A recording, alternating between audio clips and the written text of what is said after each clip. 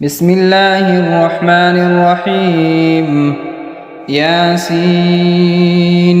والقرآن الحكيم إنك لمن المرسلين على صراط مستقيم تنزيل العزيز الرحيم لتنذر قوما ما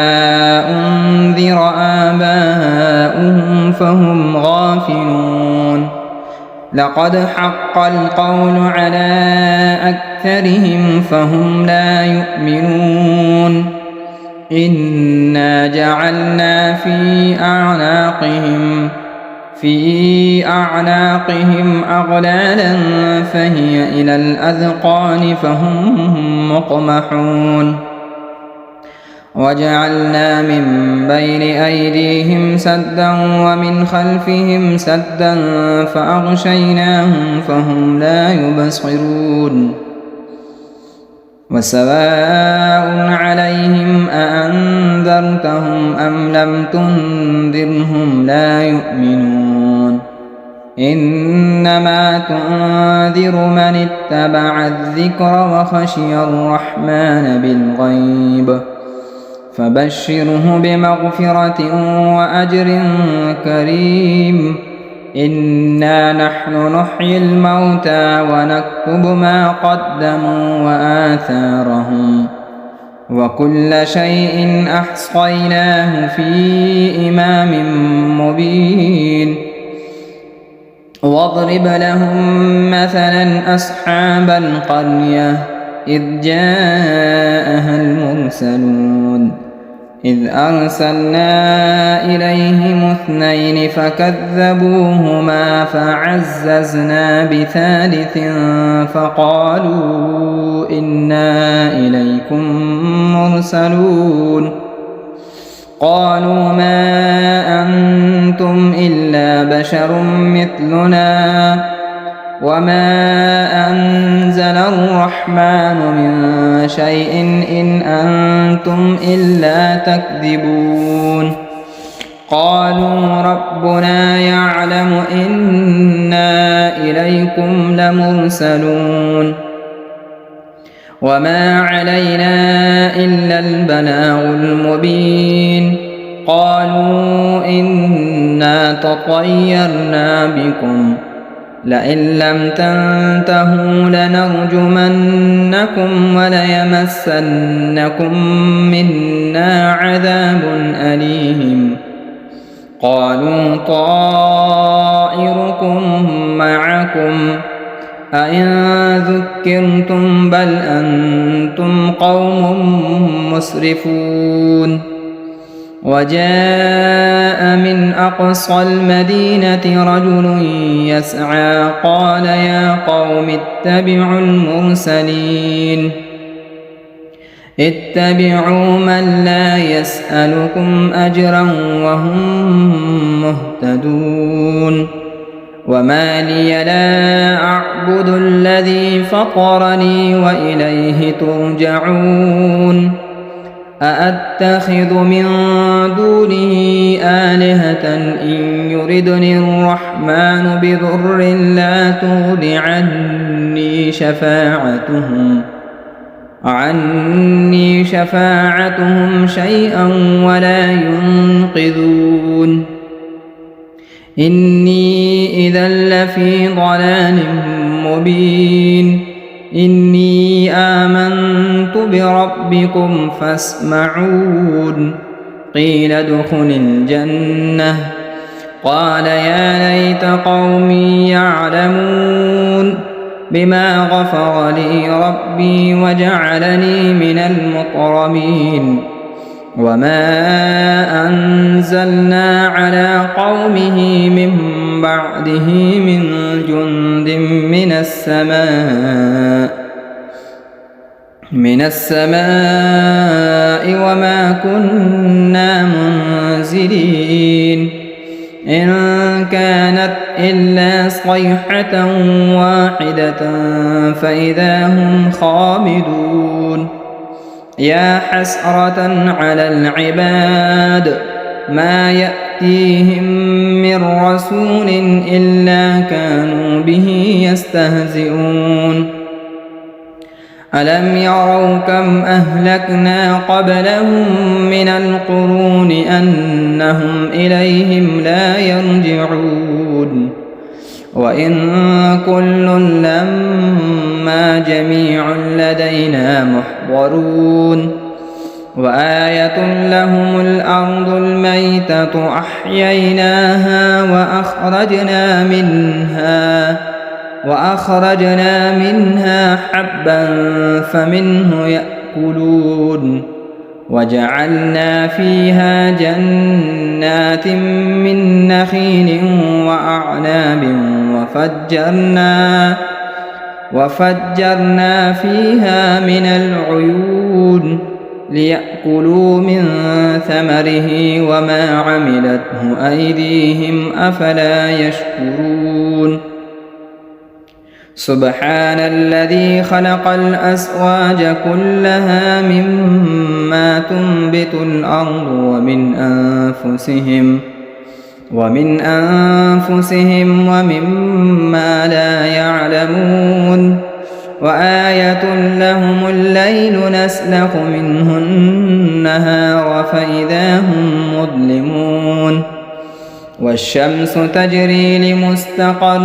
لها ذلك تقدير العزيز العليم والقمر قدرناه منازل حتى عاد كالعرجون القديم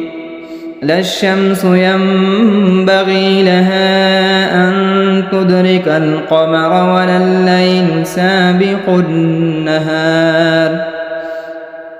وكل في فلك يسبحون وآية لهم أنا حملنا ذريتهم في الفلك المشحون وخلقنا لهم من مثله ما يركبون وإن نشأ نغرقهم فلا صريخ لهم ولا هم ينقذون إلا رحمة منا ومتاعا إلى حين وإذا قيل لهم اتقوا ما بين أيديكم وما خلفكم لعلكم ترحمون وما تأتيهم من آية من آيات ربهم إلا كانوا عنها معرضين وإذا قيل لهم أنفقوا مما رزقكم الله قال الذين كفروا للذين آمنوا أنطعم من لو يشاء الله أطعمه إن أنتم إلا في ضلال مبين ويقولون متى هذا الوعد إن كنتم صادقين ما ينظرون إلا صيحة واحدة تأخذهم وهم يخصمون فلا يستطيعون توصية ولا إلى أهلهم يرجعون ونفخ في الصور فإذا هم من الأجداث إلى ربهم ينسلون قالوا يا ويلنا من بعثنا من مرقدنا هذا ما وعد الرحمن وصدق المرسلون إن كانت إلا صيحة واحدة فإذا هم جميع لدينا محضرون فاليوم لا تظلم نفس شيئا ولا تجزون إلا ما كنتم تعملون إن أصحاب الجنة اليوم في شغل فاكهون هم وأزواجهم في ظلال على الأرائك متكئون لهم فيها فاكهة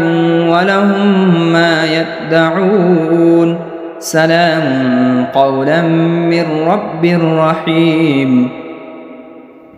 وامتازوا اليوم أيها المجرمون ألم أعهد إليكم يا بني آدم ألا تعبدوا الشيطان إنه لكم عدو مبين وأن اعبدوني هذا صراط مستقيم ولقد أضل منكم جبلا كثيرا أفلم تكونوا تعقلون هذه جهنم التي كنتم توعدون اصلوها اليوم بما كنتم تكفرون اليوم نختم على أفواههم وتكلمنا أيديهم وتشهد أرجلهم بما كانوا يكسبون ولو نشاء لطمسنا على أعينهم فاستبقوا الصراط فأنى يبصرون ولو نشاء لمسخناهم على مكانتهم فما استطاعوا مضيا ولا يرجعون ومن نعمره ننكسه في الخلق أفلا يعقلون وما علمناه الشعر وما ينبغي له إن هو إلا ذكر وقرآن مبين لينذر من كان حيا ويحق القول على الكافرين أولم يروا أنا خلقنا لهم مما عملت أيدينا أنعاما فهم لها مالكون وذللناها لهم فمنها ركوبهم ومنها يأكلون ولهم فيها منافع ومشارب أفلا يشكرون واتخذوا من دون الله آلهة لعلهم ينصرون لا يستطيعون نصرهم وهم لهم جند محضرون فلا يحزنك قولهم إنا نعلم ما يسرون وما يعلنون أولم ير الإنسان أنا خلقناه من نطفة فإذا هو خصيم مبين وضرب لنا مثلا ونسي خلقه قال من يحيي العظام وهي رميم قل يحييها الذي أنشأها أول مرة وهو بكل خلق عليم الذي جعل لكم من الشجر الأخضر نارا فإذا أنتم منه توقدون أوليس الذي خلق السماوات والأرض بقادر على أن يخلق مثلهم بلى وهو الخلاق العليم إنما أمره إذا أراد شيئا أن يقول له كن فيكون فسبحان الذي بيده ملكوت كل شيء وإليه ترجعون بسم الله الرحمن الرحيم الرحمن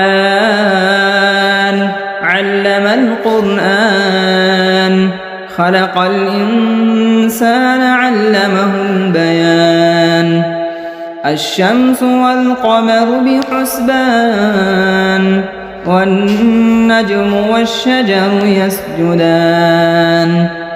والسماء رفعها ووضع الميزان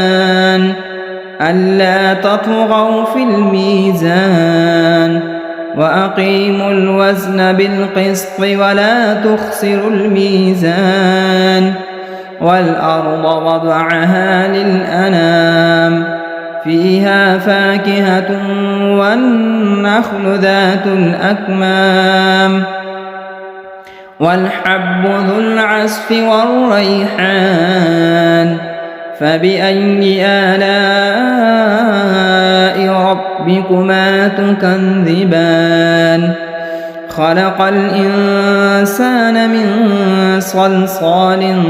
كالفخار وخلق الجان من مارج من نار فبأي آلاء ربكما تكذبان رب المشرقين ورب المغربين فبأي آلاء ربكما تكذبان مرج البحرين يلتقيان بينهما برزخ لا يبغيان فبأي آلاء ربكما تكذبان يخرج منهما اللؤلؤ والمرجان فبأي آلاء ربكما تكذبان وله الجوار المنشآت في البحر كالأعلام فبأي آلاء ربكما تكذبان كل من عليها فان ويبقى وجه ربك ذو الجلال والإكرام فبأي آلاء ربكما تكذبان يسأله من في السماوات والأرض كل يوم هو في شأن فبأي آلاء ربكما تكذبان سنفرغ لكم أيها الثقلان فبأي آلاء ربكما تكذبان يا معشر الجن والإنس إن استطعتم أن تنفذوا من أقطار السماوات والأرض فانفذوا لا تنفذون إلا بسلطان فبأي آلاء ربكما تكذبان يرسل عليكما شؤاد من نار ونحاس فلا تنتصران فبأي آلاء ربكما تكذبان فإذا انشقت السماء فكانت وردة كالدهان فبأي آلاء ربكما تكذبان فيومئذ لا يسأل عن ذنبه إنس ولا جان فبأي آلاء ربكما تكذبان يعرف المجرمون بسيماهم فيؤخذ بالنواصي والأقدام فبأي آلاء ربكما تكذبان هذه جهنم التي يكذب بها المجرمون يطوفون بينها وبين حميم آن فبأي آلاء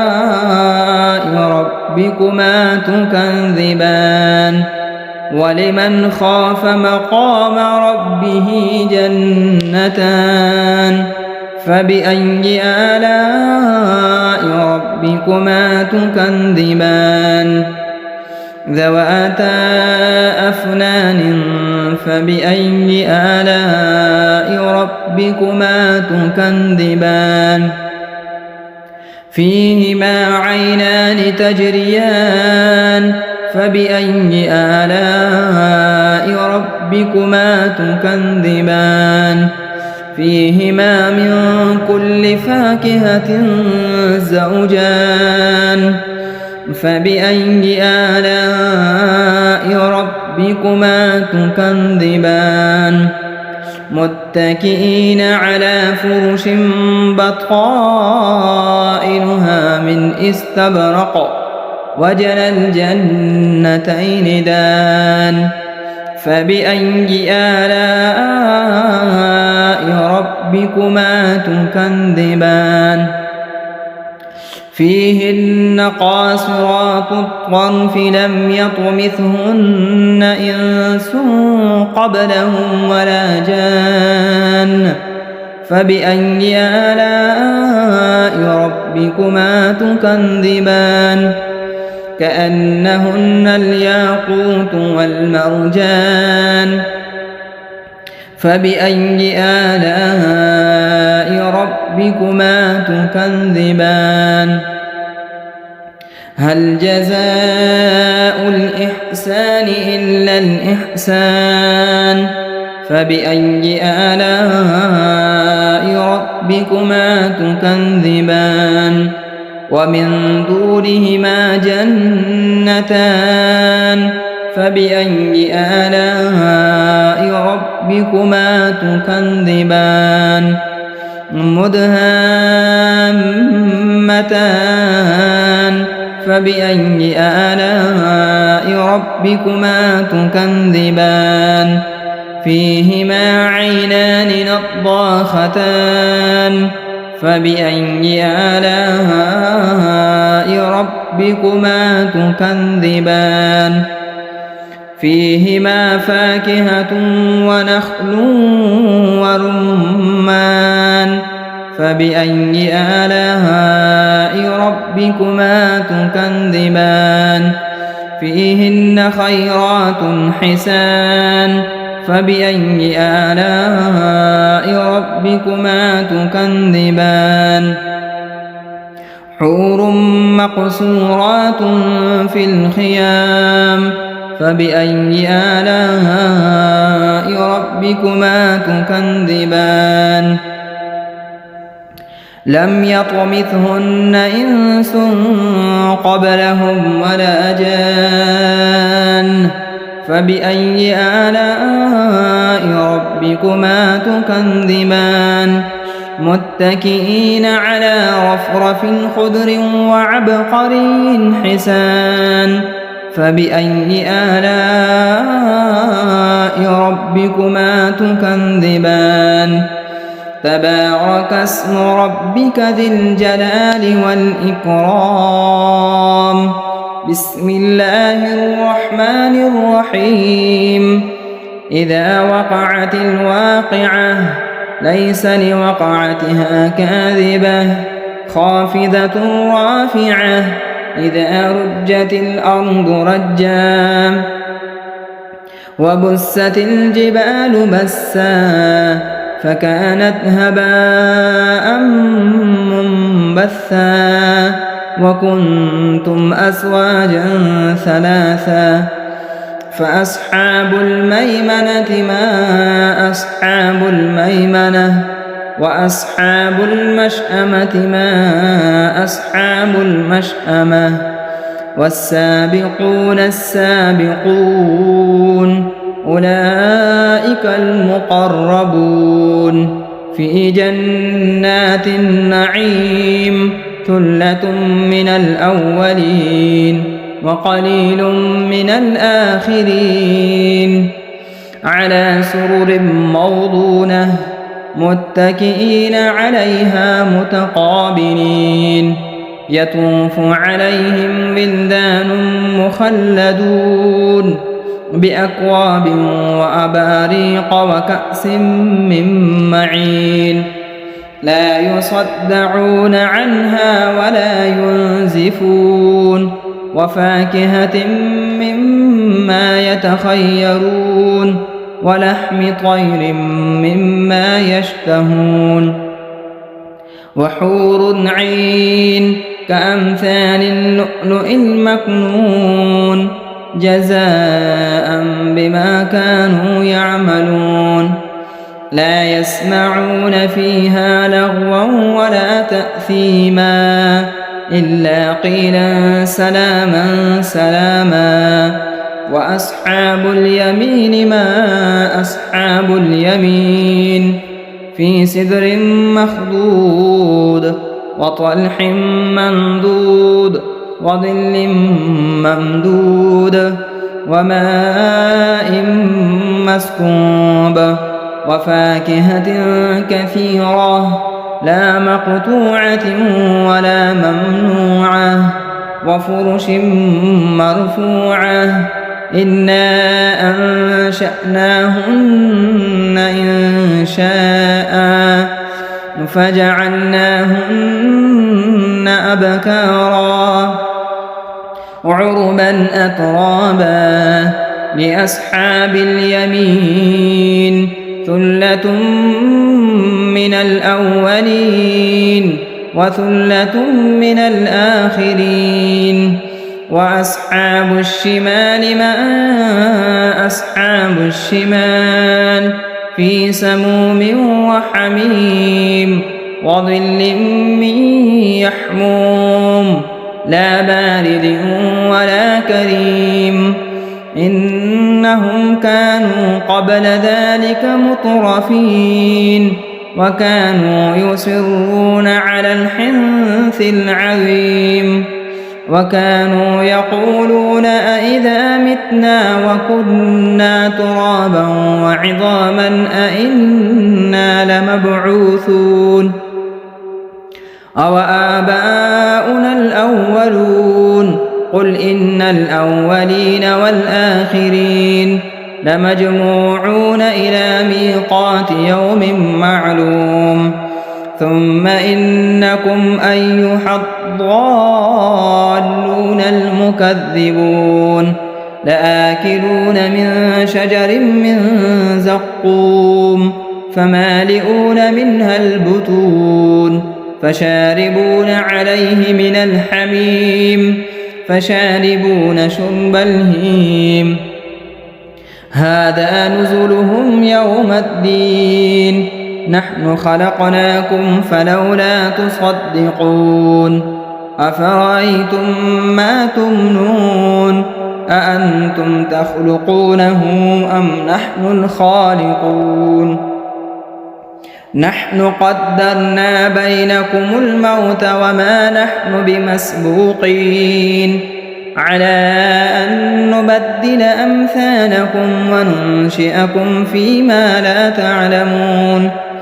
ولقد علمتم النشأة الأولى فلولا تذكرون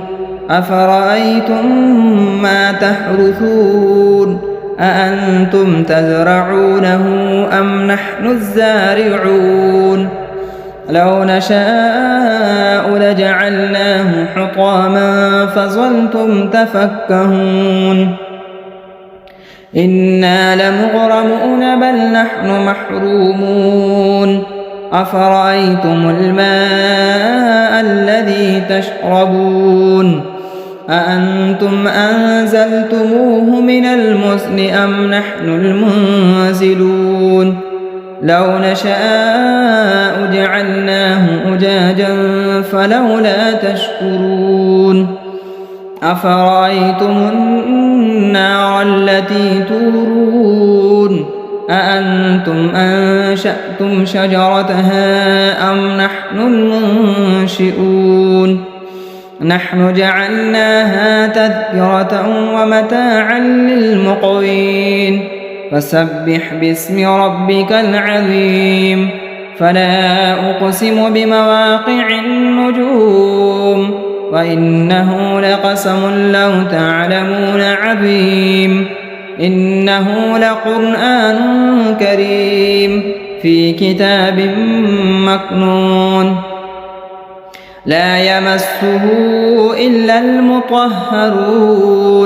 تنزيل من رب العالمين أفبهذا الحديث أنتم مدهنون وتجعلون رزقكم أنكم تكذبون فلولا إذا بلغت الحلقوم وأنتم حينئذ تنظرون ونحن أقرب إليه منكم ولكن لا تبصرون فلولا إن كنتم غير مدينين ترجعونها إن كنتم صادقين فأما إن كان من المقربين فروح وريحان وجنة نعيم وأما إن كان من أصحاب اليمين فسلام لك من أصحاب اليمين وأما إن كان من المكذبين الضالين فنزل من حميم وتصلية جحيم إن هذا لهو حق اليقين فسبح باسم ربك العظيم بسم الله الرحمن الرحيم تبارك الذي بيده الملك وهو على كل شيء قدير الذي خلق الموت والحياة ليبلوكم أيكم أحسن عملا وهو العزيز الغفور الذي خلق 7 سماوات طباقا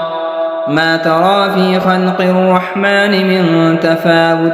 فارجع البصر هل ترى من فتور ثم ارجع البصر كرتين ينقلب إليك البصر خاسئا وهو حسير ولقد زينا السماء الدنيا بمصابيح وجعلناها رجوما للشياطين وأعتدنا لهم عذاب السعير وللذين كفروا بربهم عذاب جهنم وبئس المصير إذا ألقوا فيها سمعوا لها شهيقا وهي تفور تكاد تميز من الغيظ كلما ألقي فيها فوج سألهم خزنتها ألم يأتكم نذير قالوا بلى قد جاءنا نذير فكذبنا وقلنا ما نزل الله من شيء إن أنتم إلا في ضلال كبير وقالوا لو كنا نسمع أو نعقل ما كنا في أصحاب السعير فاعترفوا بذنبهم فسحقا لأصحاب السعير إن الذين يخشون ربهم بالغيب لهم مغفرة وأجر كبير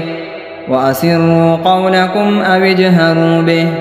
إنه عليم بذات الصدور ألا يعلم من خلق وهو اللطيف الخبير هو الذي جعل لكم الأرض ذلولا فامشوا في مناكبها وكلوا من رزقه وإليه النشور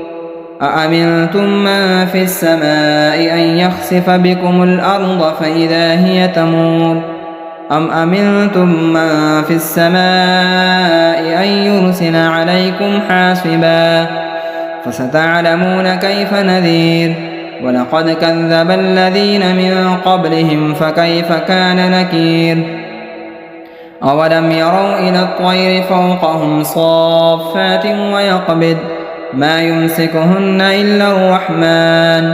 إنه بكل شيء بصير أمن هذا الذي هو جند لكم ينصركم من دون الرحمن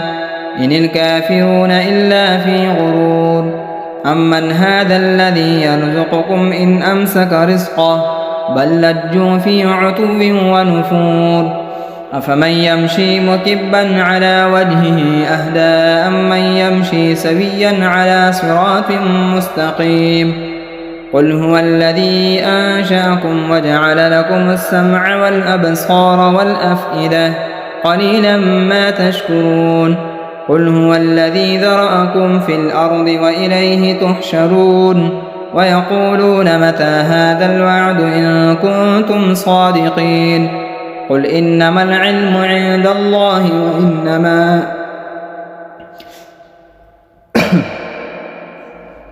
وإنما أنا نذير مبين فلما رأوه زلفة سيئت وجوه الذين كفروا وقيل هذا الذي كنتم به تدعون قل أرأيتم إن أهلكني الله ومن معي أو رحمنا فمن يجير الكافرين من عذاب أليم قل هو الرحمن آمنا به وعليه توكلنا فستعلمون من هو في ضلال مبين قل أرأيتم إن أصبح ماؤكم غورا فمن يأتيكم بماء معين صدق الله مولانا العظيم.